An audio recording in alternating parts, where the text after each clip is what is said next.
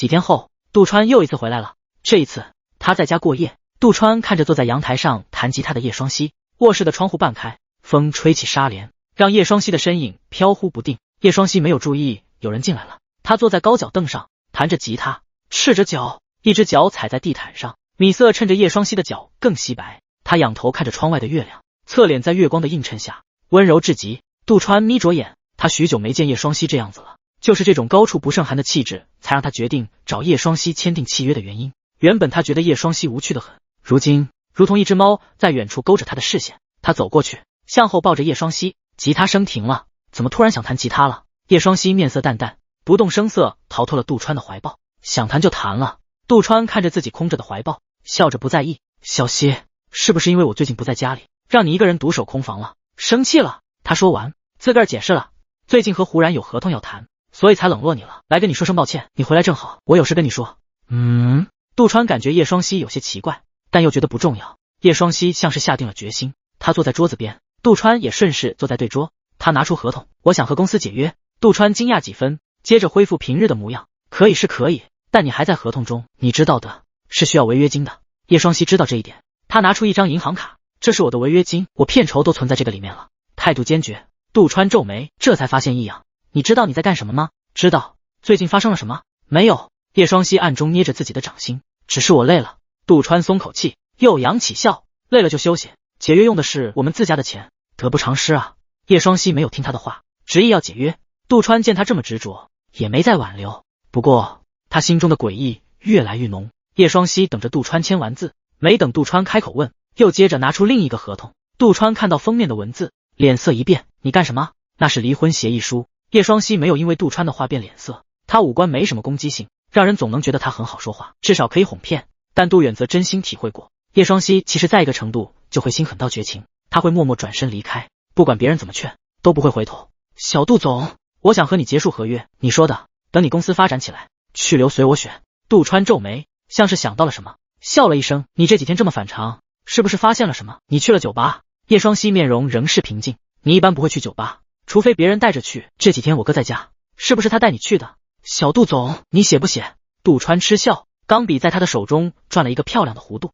你和我解约，你去哪里？表演不行，音乐没有知名度，因为你那可笑的精神贞洁断送你的事业，这和你无关了。叶双希看着杜川的眼，杜川也不和他争了，毕竟这个合约已经可有可无了，他完成了他想要的。你应该26了吧？杜川写完自己的名字，开口说话，不管你是什么原因，我只想说你在哪个领域再战，总有更年轻的，你已经没有竞争力了。确实，如果只是杜川出轨，叶双希只会是厌恶失望，不会闹到这个地步，他不敢赌。但是在这几天经过的事情，他燃起了希望，对音乐的希望。叶双希收起合同，站起来，我这几天就会走。他顿了一下，又说一句谢谢，说完便出去了。房内寂静，杜川的手机铃声响起，小杜总，过不过来玩？杜川已经没有玩的心思了，滚！怎么了？忽然发觉了他的不对劲，你的那个贞洁嫂子和我解约了。叶双希出了房间，就看见杜远泽靠在墙边，杜远泽抽着烟，见叶双希来，把烟给摁灭了。怎么又吵架了？语气还是平日那想让人欠揍的幸灾乐祸。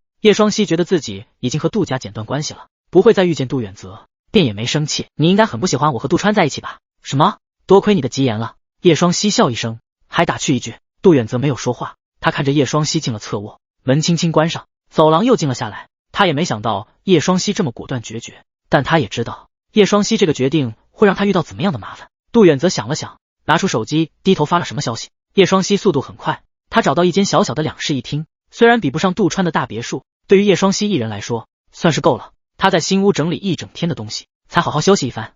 叶双希坐在沙发上，心情舒畅莫名很多，抽空看了看微博，眼神冷了下来。他这才知道他和松天公司解约的消息不胫而走，一个营销号放出的这个消息让网友们疯狂讨论。叶花萍终于发现自己演技烂得要死了，只想做富家媳妇了。叶双希怎么突然和松天解约了？我感觉不简单，这瓜是不是真的？少一个字，那要去法庭上见。叶双希虽然觉得杜川人品恶心，但他知道杜川不会这么嚣张着把消息公布出来，他公私分明，会找时间和叶双希商量才公关。但这件事除了他和杜川就没有人知道了。叶双希再去找周哥，结果消息前是一个红色感叹号，他把它删掉了，这在叶双希的意料之内，退了出去。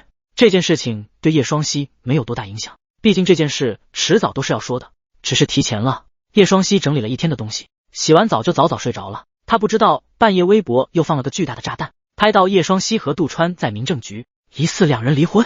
下面附上照片，是模糊的戴着口罩的两人，在众多人群之中，身形都无比显眼。底下的评论区都沦陷了，卧槽，上午报解约，晚上报离婚，这也太突然了吧，从没见过杜川这么高调出场过，这是两人翻脸了吗？普天同庆，小杜总终于和叶华平离婚了。小杜总就是小杜总，在昏暗的酒吧包间，忽然一头嚣张的金发，他动了动手指，手指中的烟灰随着他的动作落在烟缸内。胡少，消息放出去。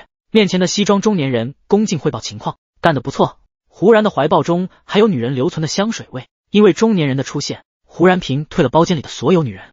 你又干了什么？他身旁的杜川神色恹恹，毫无兴趣的抬眼，只是给某人一个教训。虽然胡然没有说明是谁，但两人都心知肚明。杜川嘴角勾了勾，但脸上没有笑意。胡然漫不经心的和西装中年人说：“你去放消息。”就说他在这儿停了一瞬，接着笑意更深：“如果有人敢签叶双熙，那就是和我胡家作对。”他说的是胡家，不是他。胡然看样子是动真格了。西装中年人想到这里，打了个寒战，心里为这个叫叶双熙的男人默默点灯。好的，胡少。叶双熙早上发觉到这个消息，杜川叶双熙离婚已经上了热榜了。这个字条下的第一条就是当事人发言，杜川有缘无分，好聚好散了。他附上的是双方的离婚证。这件事情在网上热议好几天，但大家都发现叶双熙没有发声，都猜测原因。其实这几天叶双熙没精力去解决网上的议论，他去了各个公司，结果都惨遭拒绝。他这次拿的是自己以前的音乐作品，他对他以前的作品很有信心，结果对方都立即做决定拒绝了他。按理来说，就算拒绝也要有考虑时间，一家这么果断没问题，但都是这样的那就有问题了。叶双熙总觉得哪里不对，他不认为是杜川搞的鬼，但他自己的人际关系很简单，很少和别人结仇。他筛选了各种理由，脑海里隐隐知道原因了。叶双熙又一次从公司的大门里出来，他抬头看着外头的阳光，叹了口气。等他再次离开时，身旁传来声音：“叶双熙。”叶双熙转头，在不远处，詹于白向这边走来。詹于白因为疏于公司的投资，一切都十分顺利。疏于公司很好讲话，需要什么直接给什么。他现在脚步都沉稳了不少。他惊讶地看着叶双熙：“你怎么在这？”詹于白是工作狂，很少用电子用品，接受外来信息比较慢。等了解完这几天的事情，他便叹了口气：“你应该是被针对了。”詹于白搅着咖啡，很确定地说一句：“这个原因。”叶双熙也想到了：“你去找马总试试。”詹于白觉得他俩关系应该不错，不然马季才不会这么好说话给他投资。叶双熙摇摇头：“我是不会找他俩的，一个是杜川的松天公司，一个是马季的疏于公司。不仅是因为疏于是叶双熙上个公司，也是因为他知道马季和杜远泽有关系。既然和杜家有关系，他就不会首要考虑疏于公司。要不要你先来接我剧组的单？”詹于白这么想也是情有可原的，毕竟被针对了，再怎么去找公司也没办法。况且他还欠着叶双熙的一个人情，总不能坐视不管。不用了。叶双熙喝了口咖啡，咖啡温热，暖了喉咙。他笑了：“谢谢。”叶双熙知道詹于白的好意，但在他还未清楚自己比较于以前是否进步，他是不会贸易去接的。詹于白又问了几遍，但拗不过叶双熙态度坚决，只能作罢。两人谈了一些日常问题便离开了。叶双熙回到家中，在外面平静的面具打碎，露出真实的面孔。他看着外面的灯红酒绿，眼里有着一丝茫然，许久才收回眼神，转身来到身旁的钢琴，受了当时酒吧的灵感，他将钢琴放置在阳台上，紧靠着落地窗。叶双熙坐在琴凳上，他的手指在琴键上飞舞，有时候会突兀停下，但停下的时间不长。叶双熙逼着自己下手，这是他给自己每日的强制性训练。对于瓶颈期，除了突然有了灵感，大彻大悟，就只有不断给自己训练。熬过这一期，1小时后，声音停下。叶双熙拿起钢琴旁的乐曲，众多的谱子中，他拿起了第一张，那是他曾经的众多的只制作到一半的曲子，但这也是他最特别的曲子。他曾给他命名为《艺术家与缪斯》。你终于来了。在某建筑高层的办公室内，马季坐在老板椅，看着姗姗来迟的杜远泽，抱怨一句。杜远泽没有回他，自己坐在马季的对面，靠在椅背里，手指交错放在腹前，下巴微微抬起，说：“好像他才是这儿的主人。”马季嘴角一抽，知道杜远泽的性格，没说什么，立即进入主题。这几天的事情你听说过吧？杜远泽没有当时对叶双熙吊儿郎当的神情，气场大开。今天詹于白过来给我说了这件事。马季轻轻皱眉，因为胡然的放话，没有哪个公司敢签叶双熙。现在叶双熙有点孤立无援啊。他没找你？杜远泽奇怪地看他一眼。马季瞪他一眼，你觉得我和你的关系，按叶双熙的性子，他会主动找我？杜远泽没说话，许久又说：“你去签他。”马季，他瞪大眼睛，你以为这公司是我家的呀？马季就算想，那也是他自己的个人意愿，但不代表他身后的股东们会同意。这是你的事。杜远泽微笑，十分欠揍。杜远泽觉得确实有点坑人，面容真诚了几分。要不 V2 的代言名额多留一你家的。叶双熙又一次被拒。这几天他仍死倔着找公司，从开始的当面拒绝，到现在的连见人的机会都没有，直接在前台就被人拒之门外。叶双熙不放弃，努力去找其他的法子。他轻轻呼了一声，平静地走出大门。太阳很大，但照在叶双熙十分冰冷。叶双熙有想过最坏的选择，如果真的没有公司找他，他还可以做自媒体，做直播，天无绝人之路，办法总是有的。他眯着眼，看到了外头的车前靠着一个身影，愣了一下，立即往其他方向走开，但那人没有放过他。杜总，你这是想嘲讽我吗？叶双熙抬头看着面前当着他去路的杜远泽，因为阳光有些刺眼，他看不清杜远泽的脸。原来我在你这儿的形象这么坏了呀？杜远泽还有心情插科打诨一句。叶双熙没有答话，他转身往反方向走。他还没走几步，身后的声音响起，你不想知道我为什么想找你吗？杜远泽心情倒还不错，他双手插兜，看着叶双熙的背影。马季想找你。马季主动找他，这件事让叶双熙惊讶了。硬说是他有赚钱的潜质，也就是会作曲，但对于主打男团的舒瑜，其实歌手的分量不大。但这也是叶双熙近期听过最好的消息了，因此他没有多矫情，思考了几分便答应了。杜远泽了一声，正想说要不要坐我的车去，结果看到叶双熙点开打车的界面，轻啧一声，叶双熙还没反应过来，就被杜远泽抓鸡仔一样的塞进车内。有顺风车不坐，打什么车啊？还怕我吃你不成？杜远泽眼神带着几分幽怨。叶双熙还想辩解几句，听到杜远泽的话也没出声了。叶双熙等进了舒瑜公司，才发觉和自己想的不太一样。他以为马季会和其他公司一样，是通过主管传达消息，没想到马季直接在高层和他见面。叮咚，在叶双熙思考期间，直接到了最高层。他看着熟悉又陌生的环境，百感交集，就好像兜兜转转又回到了原地。在偌大简洁的办公室内，马季站起身和叶双熙礼貌握手。叶双熙以为只有自己进来，结果看到身后那身影直接坐在不远处的沙发上，不客气的如同是自己家。马季没有看杜远泽，他面容严肃，没了平日和气的模样。听詹于白说你和松天解约了，他直接步入主题。你想来舒瑜吗？马季突然发问。叶双熙没有说话。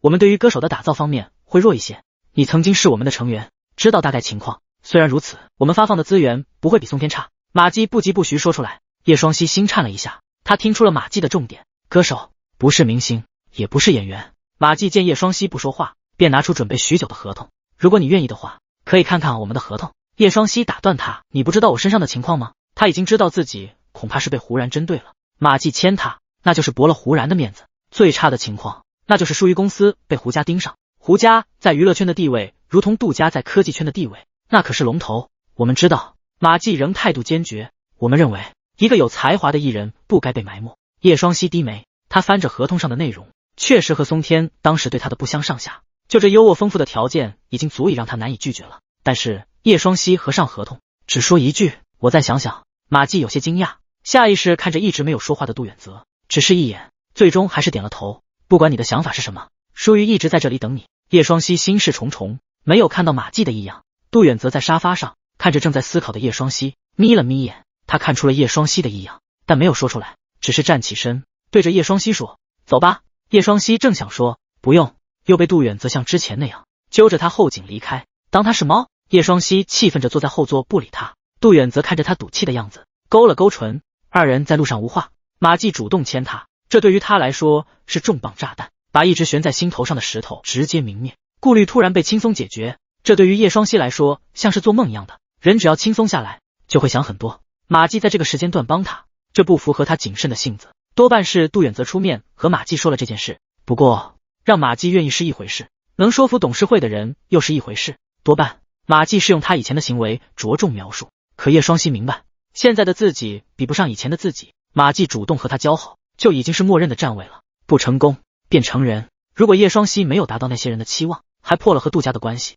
马季也难逃其咎。所以叶双熙在开口答应的时候犹豫了。你似乎有顾虑。杜远泽的声音冷不丁冒出来，打断了叶双熙的思绪。你为什么要帮我？叶双熙猜不透面前的男人，他不知道杜远泽到底是什么想法。我没有帮你。杜远泽看着后视镜里的叶双熙，只一眼，一碰即离。我只是跟马季说了一下，最终还是马季自己选择的。但你这么做，不就也是和你弟作对吗？叶双熙看着外头已成虚影的路灯，我和他的关系很好吗？杜远泽笑一声，可眼里没有笑意。你是知道的，叶双熙是知道的，不然怎么他半年都不知道杜川的亲哥竟然是杜远泽？在杜川的圈子里，他哥就是一个微不足道的透明人。马季不是被感情左右的人，他有他的想法，所以你有什么顾虑可以说出来。面前是一个红绿灯，杜远泽停了下来，像是想到了什么，又接着说一句，当然你也可以和我说。叶双熙看了眼杜远泽弯起来的眉眼，又看向别处，和你说还不如和马季说。不用了。转过一个路口，叶双熙已经看到自家的小区，等车停稳，他才憋出一句谢谢。他不知道自己为什么对着杜远泽害臊极了。说完自己下了车。等等，杜远泽像是知道他的想法，立即叫住他，这次是你第二次对我说谢谢了。杜远泽靠在车旁，路灯把他的影子拉得很长，他身形也染了一层光晕。他笑，拿出手机晃了晃，要不加个联系方式做谢礼。叶双熙之前确实有杜远泽的微信，但在面基后几天，他便把他删除拉黑，一直都刻意不让自己想起这人，以至于后来杜远泽根本就找不到任何可以找到叶双熙的渠道。直至他回国，就看到自己并不是很熟的弟弟身边的就是他心念的人。杜远泽一直觉得这十分狗血，但确实这就是在眼前发生的事情。叶双熙心里并不想给，他自己就决定过不想和前夫家扯上一点关系。但杜远泽和其他人不一样，之前一直想见总见不到，现在不想见了，反倒眼前的都是他。叶双熙思索了一下，还是给了。杜远泽笑意更浓，跟他挥了挥手，下次见。叶双熙抽着嘴角，低头看着杜远泽的个人主页，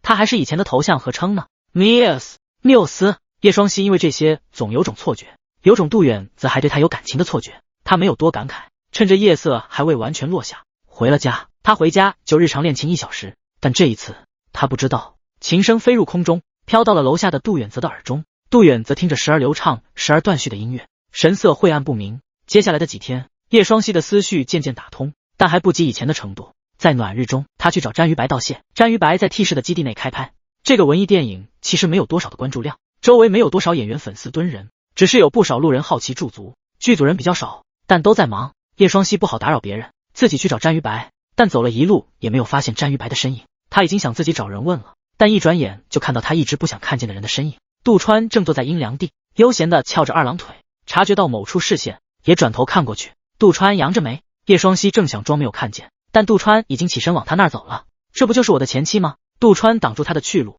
嬉皮笑脸，这是没有细节就来这个跑龙套吗？叶双熙面容冰冷，自从揭开杜川的真面容，他就不再掩盖自己的真实样子。原来这就是天天加班的杜川，怎么这么有闲心了？因为我也是制品人呀。杜川佯装惊讶，我好像在名单内没有看见你的名字呢，不然我才不会让你如愿。叶双熙选择无视他，想着转身离开，还没动身，就听见不远处传来了一句，小杜总，怎么您在这儿呀？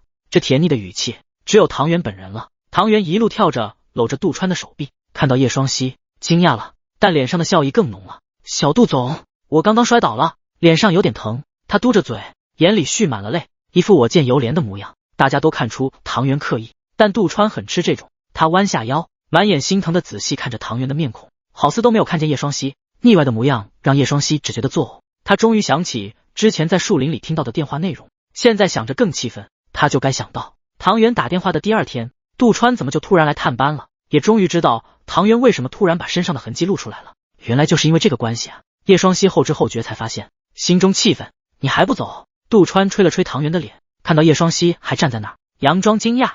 叶双熙原本想离开，结果这话一出，反倒走也不是，不走也不是。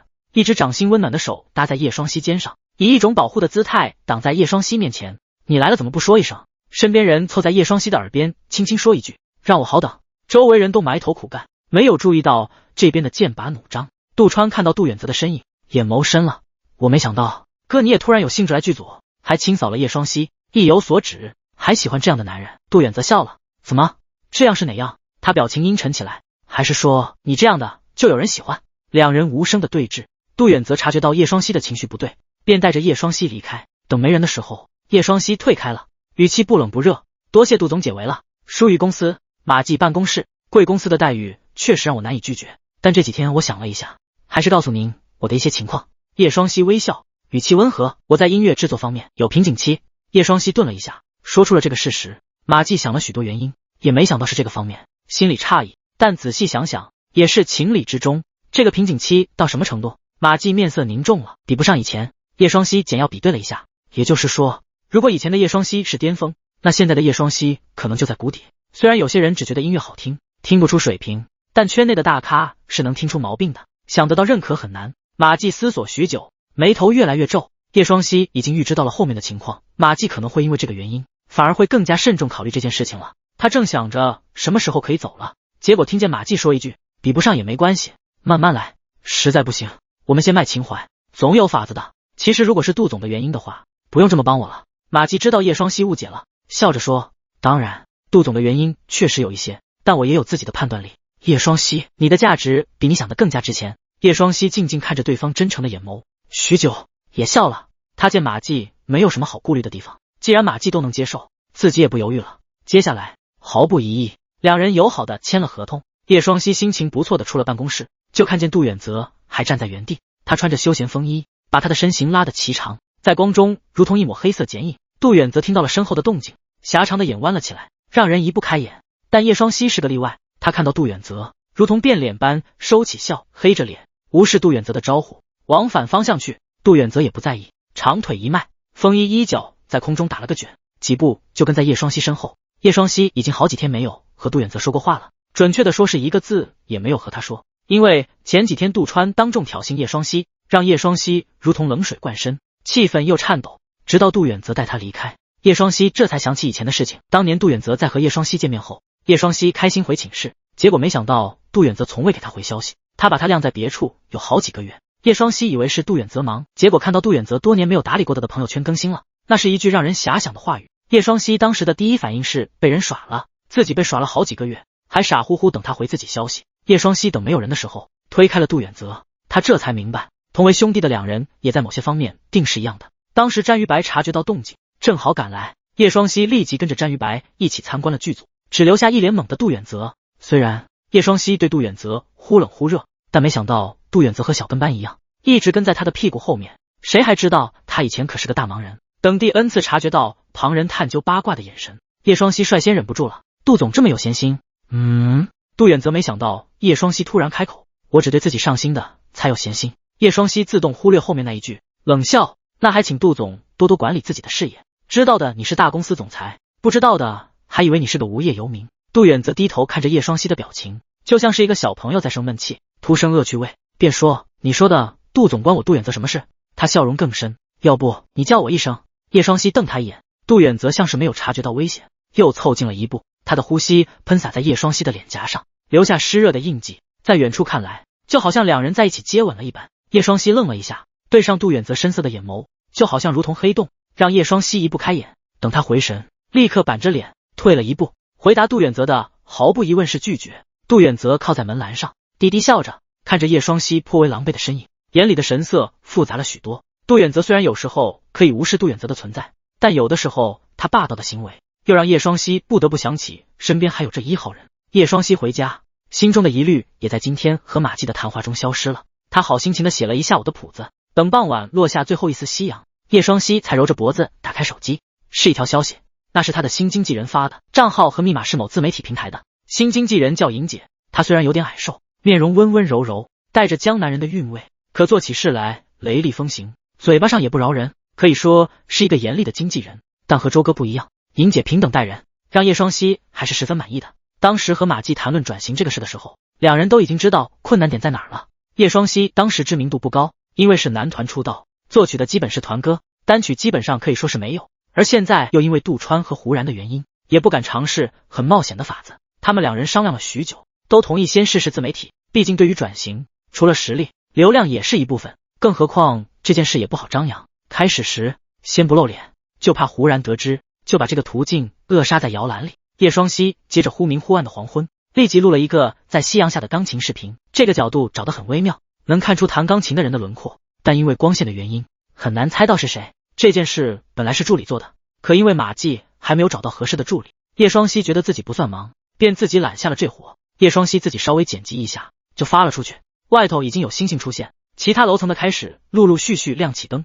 在黛蓝的天空下，五彩缤纷的灯光不断流转，这是属于城市的美感。叶双熙看着微信上杜远泽发来的新消息 Miss 到家记得发消息，明天见。他看着那行字，眯着眼，果断退出不理他，但不知想到了什么，还是点开了和杜远泽的聊天框，回了一句叶双熙见离自己训练还有些时间，又逛了一圈微博。之前叶双熙和杜川离婚的消息，在微博上的讨论度居高不下，但互联网的信息太多，大家都关注别的消息去了，这个热度降了下来。至少热榜上是没有看见了的，但自己的账号下还是有零零散散的评论，大多数都幸灾乐祸，觉得叶双熙是缩头乌龟，这都不敢出来发声。叶双熙皱着眉，他正想回复那人时，经纪人莹姐发来了消息：莹姐，公司的微博记得去转发。叶双熙闻言去看，他点开的时间不长，只来得及关注官微，但很容易就找到，因为对方艾特了自己。叶双熙点开就看见疏于公关新发的一条微博：疏于公司 V， 欢迎回家叶双熙。叶双熙转发并回复了简短的一句